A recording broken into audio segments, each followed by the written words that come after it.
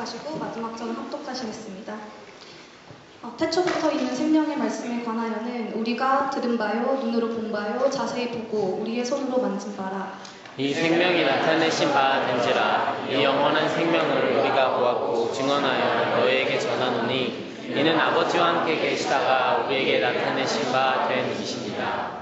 우리가 보고 들은 바를 너희에게도 전함은 너희로 우리와 사귐이 있게 하려 함이니 우리의 사귐은 아버지와 그의 아들 예수 그리스도와 더불어 누림이라. 우리가 이것을 쓰면 우리의 기쁨이 충만하게 하려 합니다. 아멘.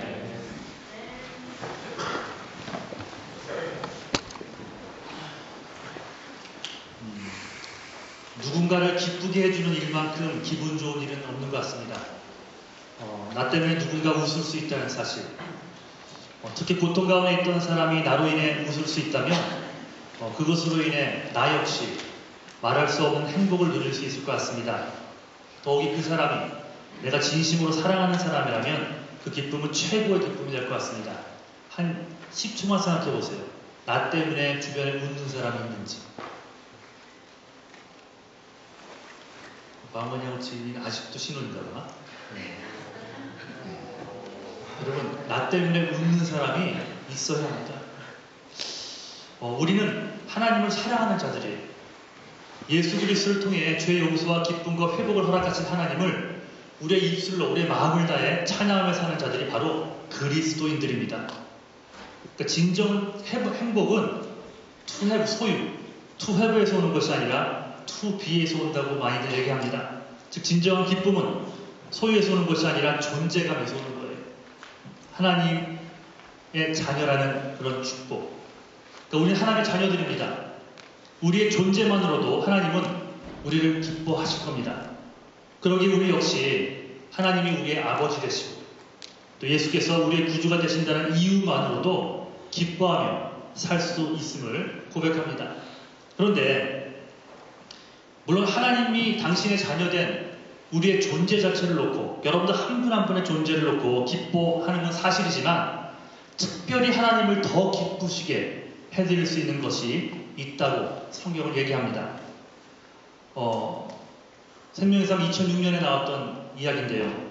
어느 날 5살짜리 딸이 아빠에게 다가와서 다소 괴로운 목소리로 묻습니다.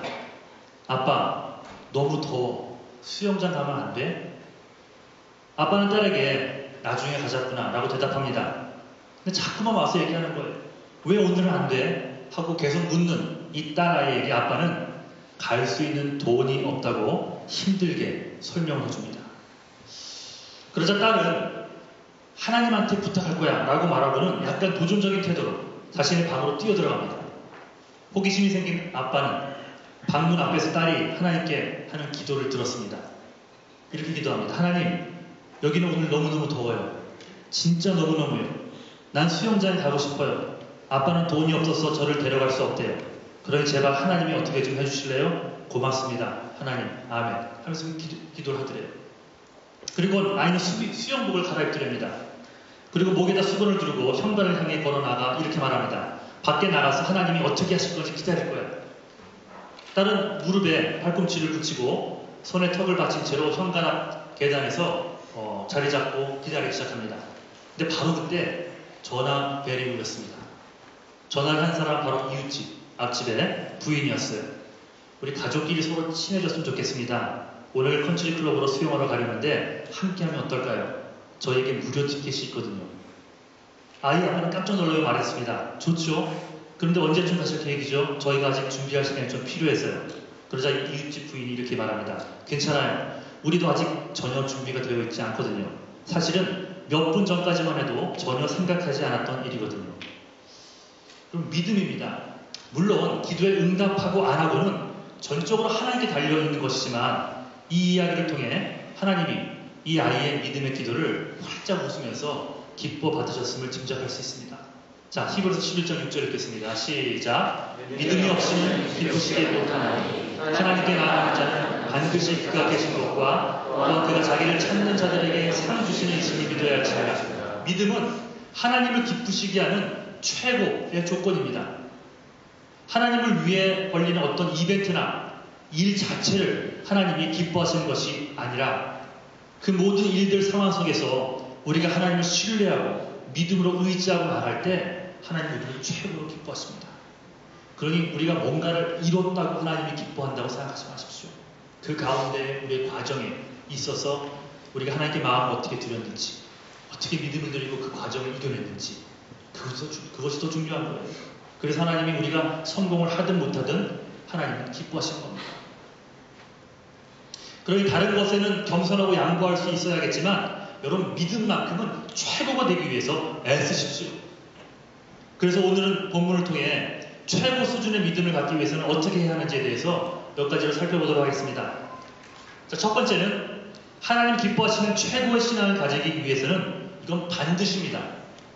예수님과 반드시 연결된 믿음을 가져야 한다는 거예요. 예수님과 연결된 믿음. 마태복음 16장에서 예수님이 제자들에게 묻습니다. 사람들이 나에 대해서 어떻게 말하느냐?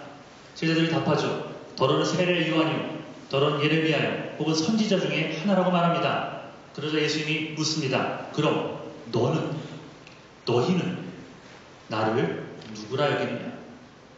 네 자신의 고백을 해보라는 말이죠. 그때 베드로가 답하죠. 주는 그리스도시요 살아계신 하나님의 아들입니다. 아마도 이때만큼 예수님이 기뻐하신 적은 없는 것 같습니다. 너무 흥분하셔서 대답하십니다. 자, 이 16장 17절, 18절, 19절에 나와 있습니다. 자, 시작.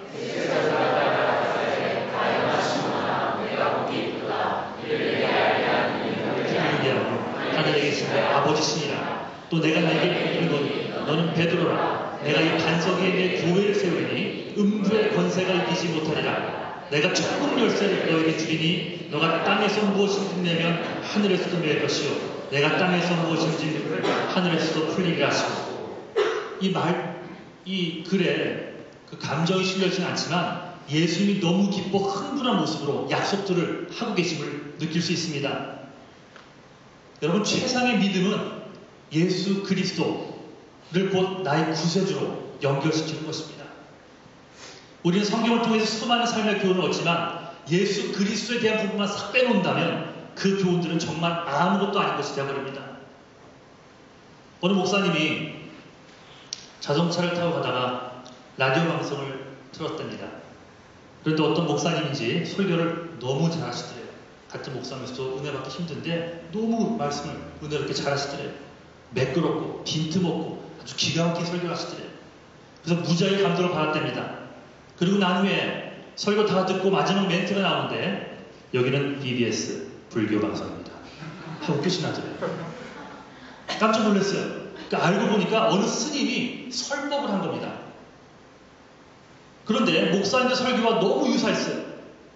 내용은 사랑에 관한 것이었는데 동서고금의 성현들의 말씀을 다 연결시키고 거기에 좋은 예화를 연결시켜 정말 재미있고 가슴에 와닿게 잘 설교를 하더랍니다. 그런데 불교 방송이었어요. 이 목사님이 그걸 또 굉장히 많이 회개했답니다. 아무리 좋은 말도 예수가 빠지니까 스님의 설법이나 목사의 설교가 다를 것이 없더랍니다. 이게 무슨 복음이냐는 거예요. 그러니까 반드시 복음에는 예수 그리스도의 십자가가 들어가야 한다는 거예요. 즉 그리스도가 빠진 설교는 설교가 아니라는 거죠. 최고를 갖다 놔도 핵심인 예수가 빠지면 그 여러분 아무것도 아닐 수 있다는 겁니다. 아무리 기립박수를 받는 설교를 할지라도 거기에 예수가 빠져있다. 거기에 십자가가 빠져있다. 우리는 종교생활을 하는 것이 아니라 신앙생활을 하는 자들입니다. 예를 들면 일전에도 말씀드렸지만 우리 교회가 뭐가 좋으냐, 뭐 분위기 좋고 건물도 새 것이고 뭐 어른들도 좋고 뭐 등등 이런 이야기들 뭐 여러 가지 이유를 댈 수 있겠죠. 하지만 예수님 빼놓고 부대적인 요소들 때문에 신앙생활을 한다고 한다면 상류신앙입니다. 신앙을 위해서 뭐 영적인 성장을 위해서 부득이하게 목요일 농구 시간을 없앴어. 그래도 그것이 주님을 위한 일이라면 그거 없애는 게 맞는 거 아니겠어요? 물론 없애진 않을 겁니다. 예를 들면 내가 죽고 못 사는 것이라고 할지라도 그게 예수님을 믿는 그 복음의 저촉이 된다면 안 하고 하나님을 믿는 쪽, 말씀을 듣는 쪽, 묵상하고 연구하는 쪽 그쪽으로 또 가야 되는 것이 맞다는 거예요. 예수님이 빠지면 삼류교회가 되고 마는 겁니다. 온전한 신앙이 아니라 신앙이라고 얘기할 수도 없습니다. 신앙의 근본이 어딘 줄 아십니까? 살아계신 예수님과 항상 연결되어 있어야 돼요. 마음 중심에 예수 그리스도의 십자가가 심겨진 그런 신앙이 있어야 한다는 것입니다. 십자가 없는 신앙은 신앙이 아니라는 거예요. 예수가 없는 신앙은 그 신앙이 아니라는 겁니다. 최고의 신앙이 되기 위해서는 반드시 어떤 모습으로든지 예수님과 연결이 되어 있어야 합니다. 내 죄를 위해 돌아가신 그리스도, 나를 영원히 살려내기 위해 부활하신 그리스도, 예수 그리스도는 우리 신앙의 처음과 마지막이 되어야 됩니다. 그러니 세상 모든 것들이 내가 가진 무엇인가는 빼앗아갈 수 있어도 내 안에 계신 예수는 빼앗아갈 수 없기에 우리에게는 실패, 좌절이라는 것은 있을 수 없다는 거예요. 자, 오늘 본문 1장 1절 한번 읽어보겠습니다. 자, 시작. 우리가 들은 바요, 눈으로 본 바요, 주목하고 우리 손으로 만진 바요. 뭘로 뜻입니까? 참 친밀하다는 생각 안 드십니까? 주님과 친밀한 신앙이 진짜 신앙이라는 거예요. 들은 바요, 본 바요, 만진 바요. 손으로 만질 정도로 친밀하니 이게 얼마나 큰 친밀함이겠습니까? 친한 사이에 서로 손도 잡고 서로 만지기도 합니다. 애기들도 예쁨을 쓰다듬습니다. 그때 친밀성이 생겨요. 그런데 멀리 떨어져서 인사나 하고 만나서 악수 정도만 한다면 그 관계는 서먹서먹한 관계에 이미 틀림없어요. 들은 바요, 본 바요, 만진 바라. 도대체 뭘 듣고, 뭘 받고, 뭘 만졌습니까? 예수 그리스도십니다. 그런데 어떻게 그를 들을 수 있고, 어떻게 그를 볼 수 있고, 어떻게 그를 만질 수 있습니까? 방법은 하나입니다. 말씀과 기도뿐이 없습니다. 말씀과 기도를 통했어요. 말씀과 기도를 통해 우리는 예수님을 체험적으로 누릴 수 있는 것입니다. 최고 신앙이 되시길 간절히 축원합니다. 예수님과 친밀해지기 위해 늘 말씀과 기도의 시간을 따로 떼어놓고 지키는 마음이 힘들고 바쁠수록 더 하십시오. 그래서 거기서 생기는 믿음으로 우리 하나님을 기쁘시게 하는 제일교회 모든 식구들이 되기를 주님의 이름으로 간절히 축원합니다. 두 번째, 하나님이 기뻐하시는 최고의 신앙을 가지기 위해서는 여러분 소개하는 신앙이 되어야 됩니다. 소개하는 신앙. 자, 2절 읽겠습니다. 시작. 증거하여 너희에게 전하노니 증거하여 너희에게 전하노니 증언. 복음은 듣는 데서 그치면 안 됩니다. 들은 복음을 전하는 데까지 가야 합니다. 그래야 최고의 믿음이 될 수 있어요. 그래야 하나님이 기뻐하시는 믿음이 될 수 있습니다.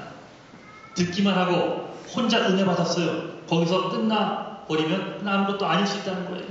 아무 능력이 없습니다. 하지만 듣고 전하고자 하는 혹시 마음이 생깁니까? 혹시 말씀을 듣고 이 예수를 안 믿는 친구에게 전하고 싶은 그런 마음이 드십니까? 바로 그때부터 우리의 삶이 강력해지기 시작하는 거예요. 커뮤니케이션 이론 중에 어떤 것을 듣기만 하면 10%밖에는 소화를 못한다고 합니다. 아무리 열심히 듣는 것 같아도 며칠 지나면 10%밖에 안 남는데요. 그런데 받아서 적으면 25%가 남으면 됩니다. 그 설교를 적는 사람이 있죠. 적는 이유가 뭔지 아세요, 여러분? 나중에 또 보려고. 절대 안 봅니다. 그렇게 쌓아놓고 버립니다. 예, 절대 다시 간혹 보는 분들이 있을지 모르겠지만 대체적으로 적는 순간 그게 외워진다는 거예요. 그만큼 많이 남는다는 거죠. 그런데 이것을 내가 내일 누구에게 전달해야겠다 라고 생각하고 들으면 90%가 남는답니다. 그래서 가르쳤던 것은 오래 남습니다. 최고의 믿음이 되기 위해서는 언제나 전할 준비, 전할 마음, 전하는 그런 액션이 있어야 됩니다.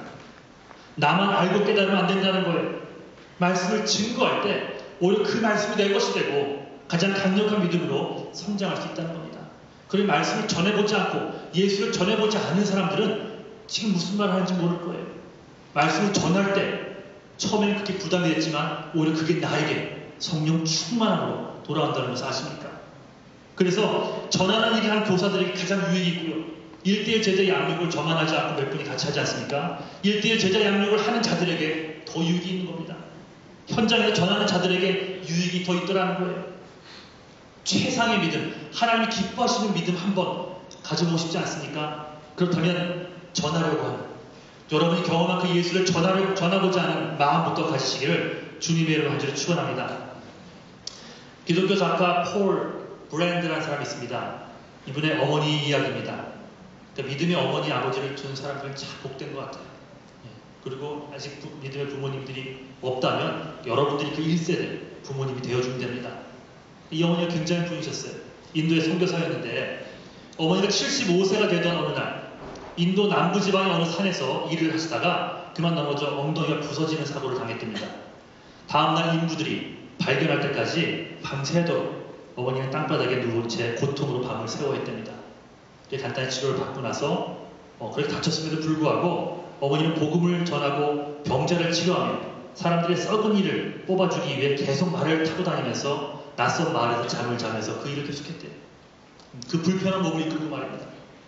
그 당시 어머니는 이미 척추골과 늑골의 골절, 척추신경 압착, 뇌진탕, 대퇴골 파열, 손에 심각한 감염 등등을 경험한 아주 부상 병동이었어요. 몸 자체가.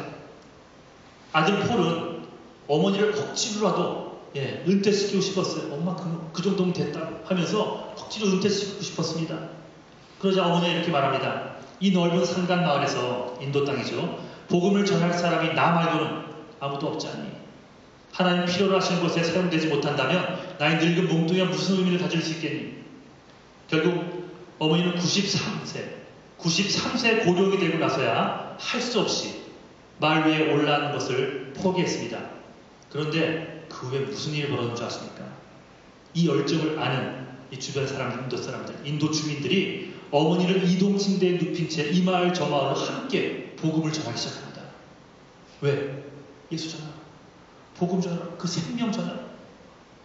어머니는 그 후에 2년 동안 선교사역을 더 감당한 후에 95세의 나이로 세상을 떠났습니다. 우리가 하고 있는 고민과 이분이 하고 있는 고민 달라도 너무 다른 것 같습니다. 과연 이분이 믿는 하나님과 우리가 믿는 하나님이 다를까요? 우리가 생각하는 그런 죽음 후에 있는 그 영원한 생명과 이분이 열정적으로 전하고자 했던 그 영원한 생명은 다른 걸까요? 하나님을 향한 이 어머니의 열정이 보입니다. 어머니의 마음은 오직 예수 그리스도만을 향한 열정으로 가득 차 있었어요. 고령의 나이가 되었어도 그래서 거동하는 것이 불편해지는 순간에도 그는 오직 예수를 전할 생각만 했습니다. 예수 그리스도에 대한 확실한 믿음이 없이는 할 수 없는 행동입니다. 복음을 듣고 구원을 선물로 받았으니 그런 움직임이 나올 수밖에 없었던 거예요. 최고의 신앙을 가졌구나라고 하나님이 분명히 기뻐하며 인정하셨을 겁니다. 믿음만큼은 최고가 되어 하나님이 기쁘고 최고로 기쁘시게 해드리는 그런 자들이 되기를 원하십니까? 그렇다면 마음의 말씀부터 품으십시오. 마음의 진리를 품고 전하는 자들이 되십시오. 몸을 움직여 먼저 찾아가 신음하고 있는 자들에게 여러분이 만난 그 예수 그리스도를 소개하는 자들이 되십시오. 씨를 뿌리고 물을 주는 것은 우리가 해야 한다 했습니다. 하지만 열매를 맺게 하시는 분은 하나님이라 했어요. 그러니 그저 복음의 씨를 뿌리는 일까지만 하면 되는 겁니다. 그럼 우리의 발걸음을 기뻐하시는 하나님이 바로 그 순간 분명하고 강력하게 역사할 줄 믿습니다. 마지막 세 번째, 하나님이 기뻐하시는 최고의 신앙을 갖기 위해서는 여러분 기뻐하며 사십시오. 기뻐하며 사십시오. 자, 3절 4절 한번 읽겠습니다. 자, 시작. 우리가 모든 나라에게 전하는 너희로 우리와 사귐이 하나니 우리의 사귐은 아버지와 아들 예수 그리스도와 함께하리라. 우리가 이것을 쓰면 우리의 기쁨이 충만케 하리라. 뭐든지 기뻐하며 할 때 강력해집니다. 즐거워할 때 최상의 것이 나와요. 그럼 여러분, 하나님이 맡겨주신 일들이 있다면 인색함으로나 억지로 하지 마시고 기쁜 마음으로 하십시오. 기쁜 마음. 이게 얘가 될지 모르겠는데 동계올림픽의 효자 종목이 쇼트랙입니다. 우리나라는 거의 쇼트랙에서만 메달을 따왔습니다. 그러니까 쇼트랙만큼은 한국이 최고예요. 그래서 올림픽보다 오히려 국가대표 선발전이 더 힘들다고도 하죠. 이승훈이라는 선수 다 아시죠? 그 이승훈이라는 선수가 있었는데 리라 초등학교 시절부터 두각을 나타냈고 장래 꿈이요. 김동성이 형보다 더 스케이트를 잘 타는 선수가 될 거예요. 이게 꿈이었어요. 그런데 지난 2010년 동계올림픽을 위한 국가대표 선발전에서 아주 보기 좋게 탈락했습니다. 그런데 그냥 주저앉을 수가 없었어요. 어차피 자신이 승부를 걸어야 할 것이 빙판 위였음을 깨닫고 생전 타보지 않았던 이 스피드 스케이트로 전향을 합니다. 그 다음 스토리는 여러분 대충 다 아실 겁니다. 쇼트랙에서 스피드로 바뀐 후 바로 대표팀에 발탁이 되었고 전향 7개월 만에 올림픽 첫 경기에서 5000m 은메달을 땄습니다. 그리고 1000m에서 세계 최고 네덜란드 크라머 선수, 크라머인가요? 그 크리머 선수를 누르고 금메달을 따냅니다. 같은 그 올림픽에서. 기적이라는 기적이에요. 옛날 같으면 여러분 아시죠? 우리 한국 사람들 은메달 딴 후에 고개 팍 숙이고 잘못했습니다. 다음에는 금메달 따겠습니다. 뭐 이러고 막 죄인처럼 그런 거 아죠? 동메달 따고 정말 실수가 많았습니다. 국민을 실망시켜서 죄송합니다. 이랬다면 이때 이승우는 그러지 않았어요. 은메달 땄을 때. 은메달을 딴 후에 헤드폰을 끼고 나와서 인터뷰를 하는데 그 인터뷰하는 사람이 그렇게 얘기하더라고요. 은메달 따는 거 쉬운 줄 아세요? 굉장히 힘들어요. 한번 해보세요. 이러지 않더라고요. 이게 즐기는 문화가 되는 거예요. 그러니까 발랄함이 있습니다. 자기가 하는 일에 자부심이 있고요. 그 일을 기뻐하는 모습이 눈에 보이니까 이 보는 저희도 기쁜 거예요. 즐기는 겁니다. 그러니까 기뻐하며 나가니까 그 후에 바로 그 올림픽에서 1000m에서 금메달까지 따내지 않습니까? 기뻐함으로 할 때 최상의 것을 나오도록 하나님께서 우리를 만드셨어요. 그러니까 우리 인생이 마찬가지라는 겁니다. 하나님이 원하시는 신앙에는 우리가 기뻐하며 살아가는 모습이 있습니다. 뭐 하나 하더라도 인상 쓰면서 하고 안 하면 벌 받을까봐 전적등등하는 그런 모습, 마지못해 드리고 하더라도 인색함으로 하는 자녀들을 누가 기뻐하겠어요? 이런 마음으로 섬긴다면 섬김 받는 하나님도 마음이 편하지 않을 것입니다. 하나님 우리가 아버지의 일을 기쁜 마음으로 하기를 원하십니다. 물질을 들여도, 시간을 들여도, 몸을 들여도, 사람의 시선이나 반응과 상관없이 하나님 사랑하는 마음으로, 즐거워하는 마음으로 하기를 원하신다는 거예요. 그래서 기쁨으로 할 수 있음이 주 안에서는 능력이 되는 겁니다. 일전에도 이야기 드렸지만 저도 사람입니다. 그렇죠? 저도 저를 좋아하는 자들을 좋아할까요? 안 할까요? 저도 저를 좋아하는 자들을 좋아합니다. 여러분 마찬가지 아닙니까? 목사님이 좋아요 하는 자들과 밥을 먹어야 신이 나지 맨날 목사님 저거 틀렸어. 목사님 그거 틀렸어요. 하는 자들하고 밥 먹고 싶겠습니까? 항상 불평하고 하는 사람들. 근데 그런 자들하고도 먹어야 됩니다. 근데 이런 자들하고 먹는 건 뭐라 그랬죠? 사역이에요, 사역. 예, 얼굴은 기쁜 마음으로 그렇게 나가지만 사실은 예, 그렇게 같이 밥을 먹을 때는 저에게 사역이에요. 여러분도 그렇지 않아요? 예, 아닌가요? 두 종류가 있습니다. 하나는 기쁨으로 만나는 사람이 있고 또 하나는 사역, 일로 만나는 사람이 있어요. 이 둘 다 해야 됩니다. 예, 우리에게 다 필요한 거예요. 하지만 여러분의 관계가 사역으로만, 일로만 묶어져서는 안 된다는 겁니다. 기쁨과 즐거움으로, 즐김으로 만나는 그런 사람이 서로 되어야 된다는 겁니다. 아무튼 뭐든 기뻐하고 좋아하면 인생이 달라집니다. 믿음이 마찬가지라는 거예요. 주 안에서 기뻐하라는 말씀 많이 들으셨죠? 주 안에서 기뻐하며 살아야 합니다. 주일 예배 역시 기뻐함으로 드려야 합니다. 예배는 예배 드릴 수 있다는 것 자체가 얼마나 큰 감격입니까? 여러분 신앙생활은요 즐거움으로 해야 됩니다. 즐김으로 할 수 있어야 돼요. 그래야 그때 최상의 것이 나올 수 있습니다.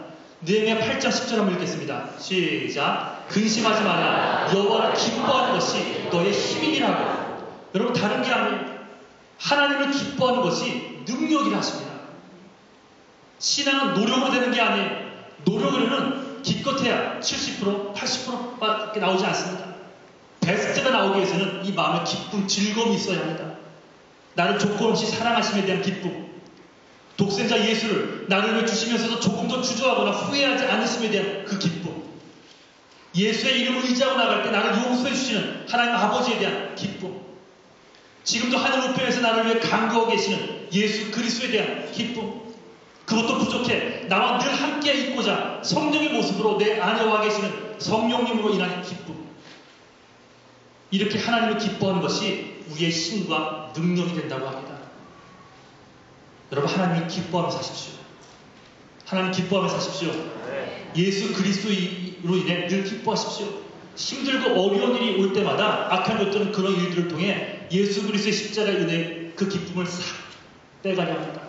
그럴 때 더 생각하십시오. 더 기뻐하십시오. 다른 것이 아닙니다. 예수님이 주신 무엇 때문에 기뻐하는 것이 아니에요. 예수님이 나의 구세주 되신, 나를 위해 십자가에 돌아가신, 지금도 나를 위해 간구하고 계신, 내가 지금 죽어도 나를 천국으로 이끄실 내 변호사가 되실 예수 그리스도에 대한 기쁨, 그 주님이 내 죄를 해결하시고 나를 사망 권세의 생명으로 이끄셨다는 복음으로 인해 기뻐할 수 있는 여러분 되시기를 주님의 한 주를 축원합니다. 이를 기뻐함으로 살아갈 수 있는 자들의 믿음이 최상의 믿음이 될 것이고 이런 자들에게 하나님 친히 능력이 되어줄 줄 믿습니다. 말씀 정리하겠습니다. 하나님 기뻐하시는 최고의 믿음을 갖기 위해서 세 가지 말씀드렸어요. 첫째, 항상 예수 그리스도와 연결된 믿음을 가지십시오. 두 번째, 그 예수를 힘들고 바쁜 중에서도 내가 힘들면 모든 걸 하기 싫잖아요. 그래도 더더욱 그 예수를 자꾸 소개하는 믿음으로 나아가시고, 세 번째, 모든 일을 하되 나에게 생명 주신 예수 그리스도로 인해 항상 기쁜 마음으로 행할 수 있는 여러분 되시기를 주님의 이름으로 간절히 축원합니다. 자, 우리 자리에서 일어나셔서 우리 찬송 한 장 부르고 함께 기도하고 마치도록 하겠습니다.